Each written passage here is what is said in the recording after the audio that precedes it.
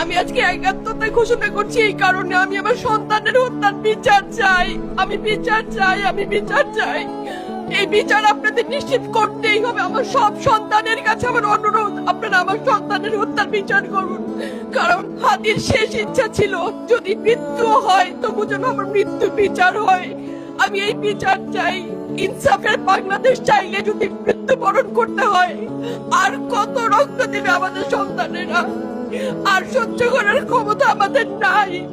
আমাদের সন্তানদের বাঁচতে দিন। ইনসাফের বাংলাদেশ গায়েব হোক। আমরা আর সহ্য করতে পারি না। প্রশাসনের কাছে, সবার কাছে একটাই মাত্র অনুরোধ, আমাদের বাচ্চাদের বাঁচতে দিন, আমাদের ইনসাফের বাংলাদেশ দিন।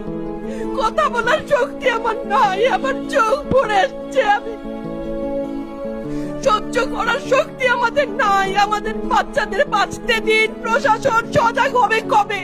আর কত মৃত্যু আমার বাচ্চাদের দেখতে হবে? আমি কথা বলতে পারছি না। আপনারা সবাই আমার বাচ্চা হাদির জন্য দোয়া করবেন, আমাদের বাচ্চাদের জন্য দোয়া করবেন, আর ইনসাফের বাংলাদেশ যেন কায়েম হয় সেজন্য দোয়া করবেন। আসসালামু আলাইকুম।